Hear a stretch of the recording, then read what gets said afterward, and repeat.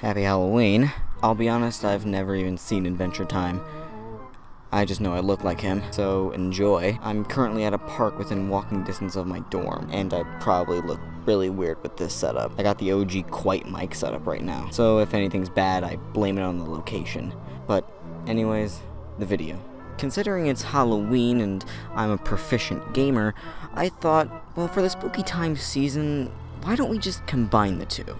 Oh yes, baby, we're talking gaming-related creepypastas and other assorted campfire stories from the vast ocean of the interwebs. Now, these are all stories that have been well covered by other creators, but I think that my vignette on them will at least keep you here for a bit. And yes, I'm skipping We Deleted You. I've already done a video on it. One's enough. So, without further ado, let's get into it.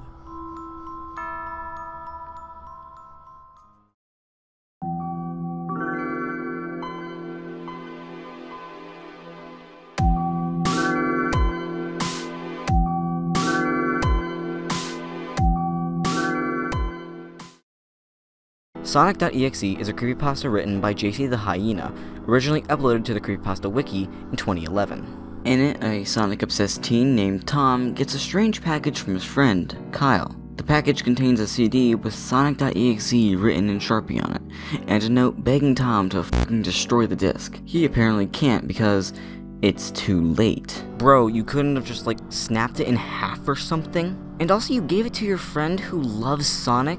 Expecting them to destroy it?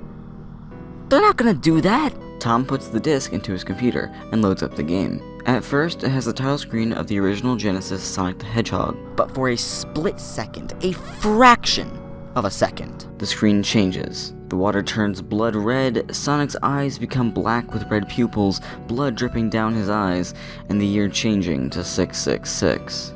Despite this lasting for an nth of a second, Tom is able to picture-perfectly relay this information to us, because the story's in first person. Oh, and everything's hyper-realistic. Take a shot every time I say that this video. The next screen is of the save file select from Sonic 3, except all red. Also, Earthbound background music? For some reason? The characters that are playable are Tails, Knuckles, and Dr. Robotnik. Tom goes and plays as Tails first. The level that loads looks like your bog-standard Green Hill Zone level, with reverse music. Tom treads forward, and the level is completely flat. Soon, though, the small animals that you're meant to save in Sonic are lying all around. Bloody, gutted, and dead. But all in the style of Genesis graphics, of course. Eventually, Tails reaches up with Sonic. Except not, because this is Sonic.exe. Screen cuts to black and gives us the message. Hello, do you want to play with me? Nope, thanks, bye. This level is called Hide and Seek. Tails runs to the right while trying to outrun Sonic, who's flying because plot convenience. Tails trips, and Sonic disappears. Tails sits and sobs, but not before Sonic appears. The screen cuts to black, and a scream is heard. A message appears. You're too slow. Wanna try again? No, not really. Next up, Knuckles. Level name, You Can Run. Scrap Brain Zone type level and more Earthbound music. On the metallic ground, bloodstains suddenly appear. Then Sonic appears out of nowhere, and the screen cuts with the message, Found you. And yes, that is how it's formatted in the story. Now there's Silent Hill music, and Tom tries to make Knuckles punch Sonic, to no avail. He keeps teleporting behind Knuckles. Then Knuckles crumbles to his knees, sobbing. Sonic appears, lunges, and the screen cuts to black with the scream. Another message. So many souls to play with. So little time. Would you agree? That's a loaded question. I'm gonna plead the fifth. Then Tom turns off the game and takes a nap, to which he has a nightmare about Sonic. Because we needed some filler in this very advanced story. When he wakes up, we get to see Dr. Robotnik's death. Yay! Level name, Ellipsis. How creative. While not replicating any specific Sonic level, it had similar Genesis graphics. Tom leads Robotnik down a hallway, reaching a staircase, to which the level progressively becomes redder and darker.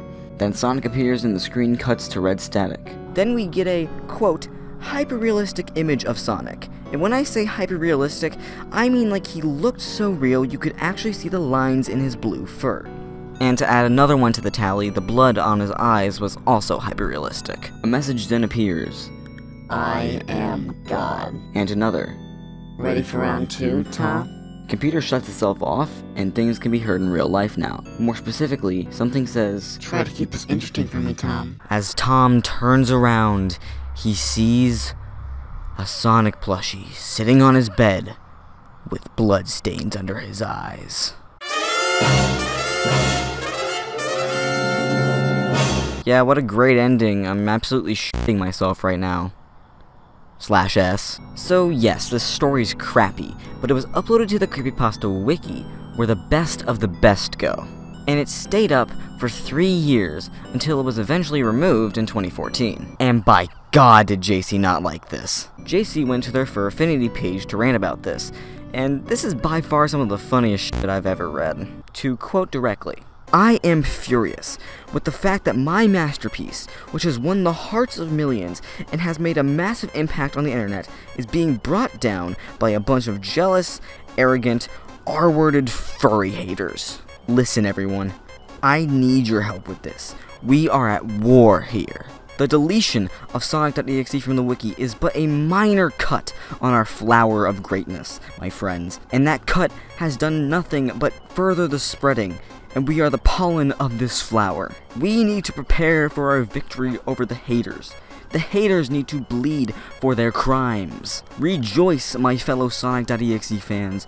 Our glorious little hellspawn shall have the laugh yet. This will be his ultimate victory, the absolute subjugation of the internet itself." Can you tell this is absolutely deranged? JC also made a sequel, Sonic.exe Round 2, but I don't give enough of a shit to read it. I read the first line and started laughing. While this was a crappy story, it had a lot of influence. Markiplier, PewDiePie, Jacksepticeye, and many more creators played the fan-made game made in the pasta's likeness. And yeah, maybe this creepypasta did invent some popular tropes used in other stories, if not just popularizing them, but that's still not a good thing. It's still a trope, and dumb. While it may not be scary, it definitely has a lot of humor behind it. Let's move on from something crappy to something actually pretty cool. Ben Drown was first made in 2010, uploaded to 4chan's X, or Paranormal board, by Alex Jaduzable Hall. Now, there are 3 different parts to this story, and I don't care at all about the last 2, so we're just gonna focus on the first part, the haunted cartridge. In September 2010, Alex is a college sophomore and is going around to local garage sales. At one, he finds a dodgy-looking Majora's Mask cartridge for free from a weird old guy. And by dodgy, I mean a gray Nintendo 64 cartridge with Majora written on it with Sharpie. Wait, we've already seen that one. When he goes back to his dorm to play it, he discovers there's already a save file on it, named Ben. This file was well into the game, but Alex ignores it and makes a new file, Link. The game ran smoothly for the most part, except for the fact that the NPCs alternated between saying Link and Ben. Eventually, Alex gets annoyed enough to just delete Ben's file. Uh-oh, bad decision, Alex. Now the NPCs just don't even use a name, just a blank space. Alex then proceeds to do the 4th day glitch, and while he succeeds, he is transported to the final Majora boss fight. Things just weren't right. This shouldn't be happening. His palms were sweaty, knees weak, arms are heavy. A message appears. You're not sure why, but you apparently had a reservation. While this was text from the game, it shouldn't appear here. And another, go to the lair of the temple's boss? With yes and no options. Alex decides, fuck it, and presses yes. We're then greeted with Dawn of a New Day, and some bars for the subtext. The place he was put in was Clocktown, sans any NPCs. It is here where we first hear the infamous Song of Unhealing, or the Song of Healing in reverse. As Alex ventures forth through the town, he discovers that a lot of it is more broken. Missing textures, walking on air, the whole 9 yards. The ocarina wasn't of any help either, as any music played just gave the message, your notes echo far, but nothing happens. Alex then gets the brilliant idea to kill himself. Not in real life. In the game. He heads over to the pool to drown himself, to which suddenly, Link grabs his head. The Happy Mask Salesman, smiling, appears for just a brief moment, and then he sees the Link statue staring back at him. Horrified, he runs away, to which the statue follows, much like a weeping angel from Doctor Who. Now, you may ask, why didn't he just turn the console off? Well, apparently, brain empty. No thoughts. Only Zelda.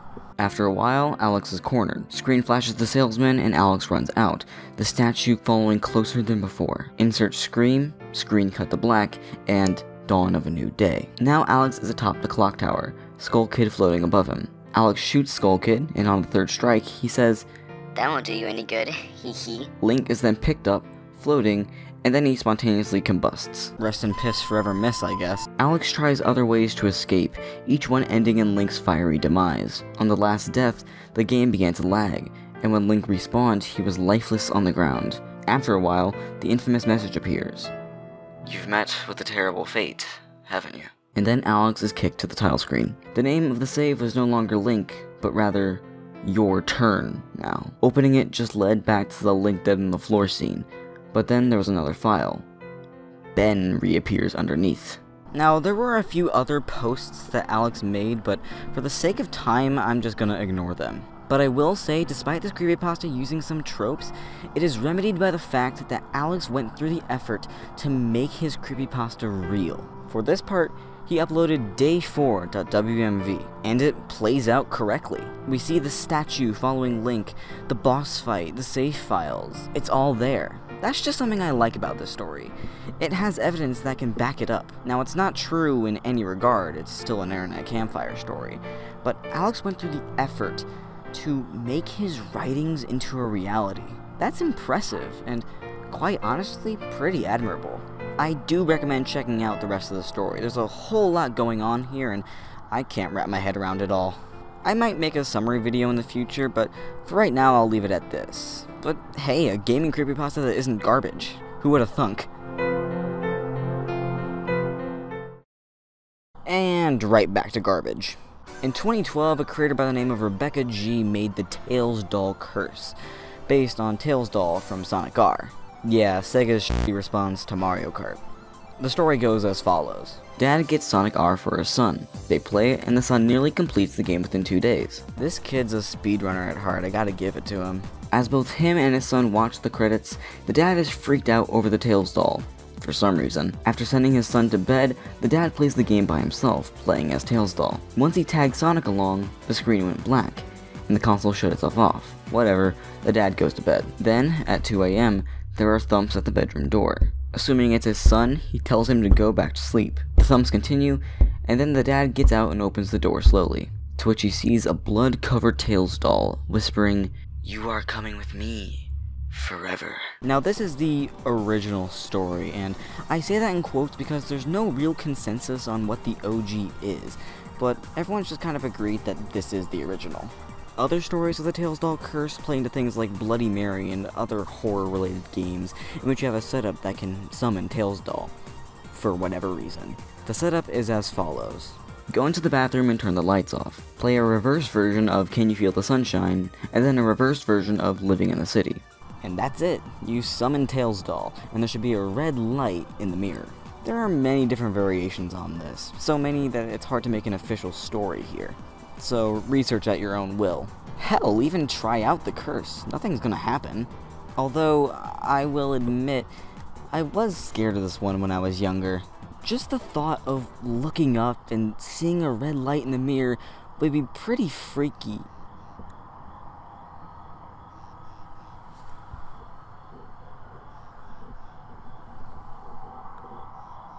Oh, fuck. Ah yes, the gay and trans icon. At least that's my headcanon. Herobrine is a Minecraft creepypasta, and the only one I actually give a shit about. Originating on 4chan's X-Board in 2010, the story follows the OP as they make a new world. They do the basics. Hit tree, make workbench, craft tools. But then they see something move in the fog. Thinking it's a cow, they go to kill it, only to see a player. This player had the skin of Steve, but with 2 pixel changes. No pupils. After a while, this player just leaves. OP says, "Weird, but okay, lol," and continues playing. As they continue playing, they end up seeing weird structures around the world that the natural generation just wouldn't do. Things like 2x2 stone tunnels, sand pyramids, and trees with no leaves. OP then goes to the Minecraft forums to see if anyone else had seen this mystery player. They post, to which their post gets nuked. Tries again, gets nuked even harder. After this, OP gets a PM from a user named Herobrine, just saying, "Stop." OP goes to look at the profile, but the page 404s. After another user emails OP, they discover that Herobrine is Notch's dead brother. And of course, the infamous image that OP for some reason took. Why would they take a photo of this if they thought it was a cow? If I knew, I think the FBI would try to kill me. Nowadays, Herobrine is much more than just a creepypasta. It's also an annoyance. Yeah, during the rise of Herobrine videos on YouTube, many people would try to contact Notch and ask him if Herobrine's real, to which Notch fucking hated it. But Mojang themselves actually incorporate Herobrine into a lot of their work, like hiding him in artwork and adding him into the update logs. But this also spawned a bunch of people making fake videos about Herobrine. The most notable of which was Along Came Josh. Josh's videos were very influential and added more lore to Herobrine. For starters, Herobrine can glitch and crash the game. Also, Herobrine isn't a bad guy and is just trapped within the game. That's canon now, I guess. There were also the Copeland streams, which Herobrine was just a retextured painting. But there was also this. Yeah, that's very comforting. The text below talks a lot about waking up. Like, this is all a false reality and this is your note telling you to wake up from it. Some people probably got a real good kick out of that one, eh? Either way, he's fake. All the videos are fake. The Mutual proved this. I made crappy videos on this. But Herobrine's an interesting character nonetheless. Let's move on. This one is an interesting case. Super Mario World has an interesting community where ROM hacks are made. ROM hacks are basically just reimaginings of the game, making new worlds and levels and such. The most popular of these is Kaizo Mario, which is insanely difficult and requires pixel precision to actually complete any level. I mean, look at this. This is meant for a human to play. Anyways, Mario is one of these hacks. Uploaded to SMW Central in 2010 by user Adam, the story follows him looking at some crappy ROM hacks before coming across one just called Mario. The zip file containing the hack had two files, the ROM itself and a text file, 3007014. In it, the file contained Unicode gibberish with "find me" repeating in between. Loading up the ROM, the title screen just contained the words Mario. Mario's color palette was more dull, and the intro text simply states that Princess Toadstool is missing again. Looks like Mario's at it again. Now, what does that mean? After going into a level, a text message box from Yoshi appears, encoded in binary. The text translates to Notepad. Yeah? What about it? It comes with every Windows install. It came free with your fucking computer, dipshit. Adam ventures forth, coming across a level simply called Never Come Back. In it, all enemies are gone, dragon coins can't be collected, and another message box. I hate you. Well, damn, I haven't even been here for a few minutes and you already hate me? What the f did I do? There's another box with no text inside. How insightful. After some more mishaps with the game, Adam finds himself in Yoshi's Island 2, or Yoshi's house. After freeing Yoshi, the text box that appears alludes to Mario trapping Yoshi in the egg. Some more weird message boxes later, and then we defeat Iggy, to which the text at the end is replaced. Victim number 1. Eyeballs were unable to be found. The victim was found lying on her carpet. Causes of death unknown. Hand marks with unidentifiable fingerprints were found all over the corpse. Yeah, I really like the part of Mario lore where there's a fucking murder. There are some more text boxes, and then Mario goes down an invisible pipe, never to return. This is symbolism for Mario dying or something. Still very weird, but this isn't the end. The thing is, this isn't just a story. This isn't just a story spread around the internet for giggles and laughs. This ROM hack actually exists. In the original post, there's a download link to the hack, along with the text document. And as members went to look at this absurd version of Super Mario World, the site's founder, Kieran, found something else out. He recognized the text file garbage as being a JPEG header, and after converting, he was greeted with this.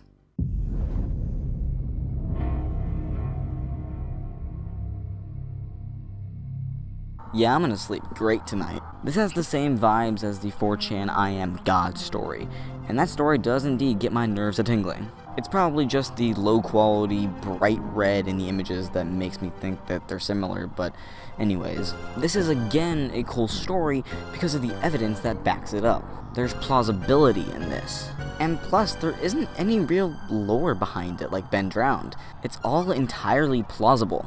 Some weird guy could have sent this hack in and someone played it and found it weird and creepy. That's entirely within the realm of reality.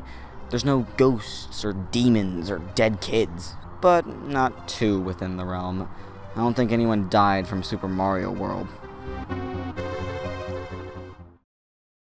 So those are just some of the creepypastas that gaming has to offer. The good, the bad, the ugly, and the downright horrendous. But I'd also like to give a few honorable mentions that I just couldn't include in here, either because of time or because of sensitive themes. There's Polybius, a 1981 arcade game exclusive to the Portland, Oregon area, in which players would be entranced into the game and end up leaving sick and suffering from seizures and other lovely side effects. If you want an in-depth video, I recommend Ahoy's. There's Petscop, a series by Tony Domenico, showcasing a long-lost and unfinished PlayStation game. It's way more convoluted than that. The series has 24 episodes. But it is interesting, I'll give it that. I don't understand it though, I'm too smooth-brained. There's Catastrophe Crow, which has a pretty interesting introduction. Instead of someone just making a story, it first poses itself as a YouTuber, showcasing this weird, lost Nintendo 64 game. Anyways, the game itself covers the downfall of the game's creator, Manfred Lorenz, and there's a lot more going on there, obviously, and a lot of sensitive topics as well, so I'm just gonna leave it at that. Do your own research. And speaking of sensitive topics, Lavender Town Syndrome. This one forms itself as a legend, and states that in the Japanese releases of Pokemon Red and Green, the music in Lavender Town has secret, high-pitched tones and binaural beats, which cause younger kids who listen to it to, auto-game end. Yeah, I figured that one out. It's, of course, a bunch of BS. And I can confirm this, because I tried it myself when I was younger. Yeah, when I was a kid, I decided to listen to the, not-so-good version of Lavender Town.